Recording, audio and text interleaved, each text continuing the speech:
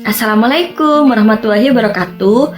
Nama saya Emilia Robedatul Ukrimiyah, NIM E 2019-1030. Saya dari Prodi Perbankan Syariah 1, Fakultas Ekonomi dan Bisnis Islam, Institut Agama Islam Negeri Jember.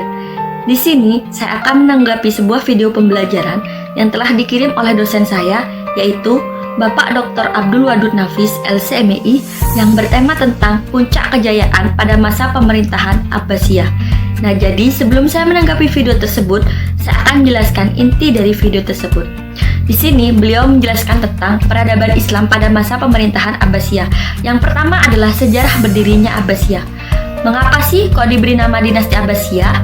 Nah, jadi alasan diberi nama dinasti Abbasiyah ini karena semua pendiri dan penguasanya itu merupakan keturunan dari Al-Abbas, yaitu keturunan dari paman Nabi Muhammad SAW. Dan pendirinya adalah Abdullah Al-Assafah, Ibnu Muhammad, Ibnu Ali, Ibnu Abdullah, Ibnu Al-Abbas, dan kekuasaannya ini berlangsung selama pada tahun 132 Hijriah sampai dengan 656 Hijriah. Dan selama dinasti Abbasiyah ini, semua kekuasaannya itu sesuai dengan perubahan politik, sosial, dan budaya. Yang kedua adalah Khalifah dinasti Abbasiyah. Nah, jadi pada awalnya Khalifah Abbasiyah ini menggunakan Kufah sebagai pusat pemerintahan.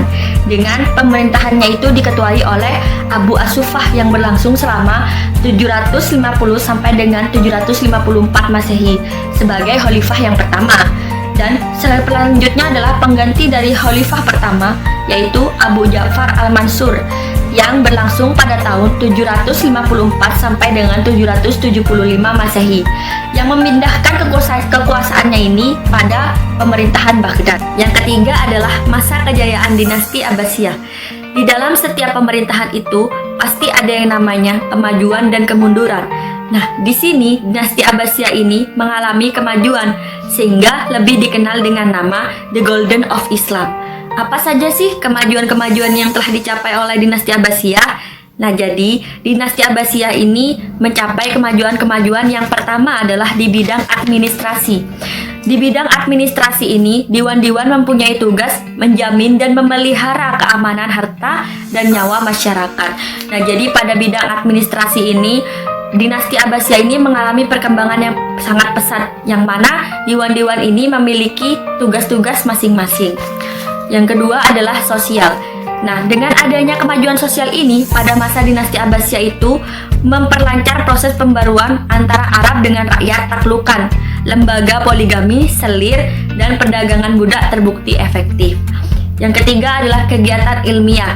Nah, pada periode Abbasiyah ini mengalami kemajuan kegiatan ilmiah. Nah, jadi mengalami kemajuan ilmu pengetahuan. Di sini ilmu-ilmu yang maju dalam bidang dinasti Abbasiyah ini yaitu ilmu tafsir, ilmu hadis, ilmu kalam, ilmu tasawuf, ilmu bahasa, ilmu fikih, serta pembukaan kitab-kitab hukum. Yang keempat adalah peran pemerintah. Pada masa Abbasiyah ini lahirlah karya-karya ulama yang telah tersusun rapi. Nah, jadi pada masa sebelum Abbasiyah ini karya-karya ulama itu masih belum tersusun rapi. Tetapi sesudah munculnya dinasti Abbasiyah ini, karya-karya ulama ini sudah mulai tersusun rapi. Adapun karya-karya ulama yang telah ditata rapi itu karya-karya dari tulisan hadis, fikih, dan tafsir. Yang mana pada masa Abbasiyah ini, imam-imam yang jadi kebanggaan dinasti Abbasiyah ada 4. Yang pertama adalah Imam Hanafi, yang kedua Imam Malik, yang ketiga Imam Syafi'i, yang keempat adalah Imam Hambali. Nah, yang keempat adalah faktor penyebab kemunduran dinasti Abbasiyah. Nah, jadi selain mengalami kemajuan, dinasti Abbasiyah ini juga mengalami kemunduran. Apa saja sih faktor-faktor yang menyebabkan dinasti Abbasiyah ini mengalami kemunduran? Yang pertama adalah faktor eksternal.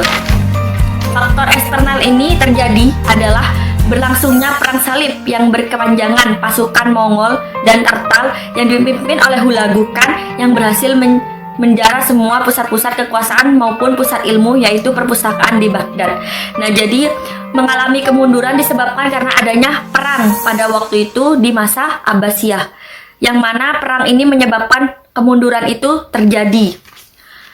Dan yang kedua adalah faktor internal. Adapun faktor internal yang membuat Daulah Abbasiyah ini lemah dan kemudian menjadi hancur.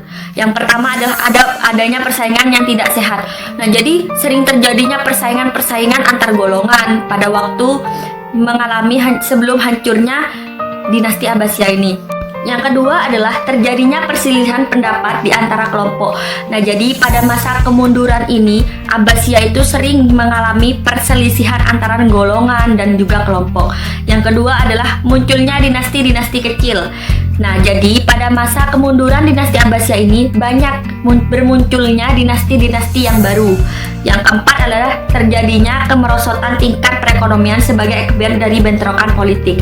Nah, jadi pada masa kemundurannya dinasti Abbasiyah ini mengalami berkurangnya perekonomian karena disebabkan oleh kebentrokan yang terjadi, yaitu seperti halnya perang yang terjadi di mana-mana dan perselisihan yang terjadi di mana-mana. Dan tanggapan saya terkait dengan video yang telah dipaparkan oleh dosen saya ini menuai banyak manfaat dan motivasi. Kita sebagai generasi muda Islam harus bisa mengembangkan kemajuan-kemajuan yang telah terjadi pada masa dinasti Abbasiyah ini. Mungkin itu saja dari saya. Kurang lebihnya mohon maaf. Wassalamualaikum warahmatullahi wabarakatuh.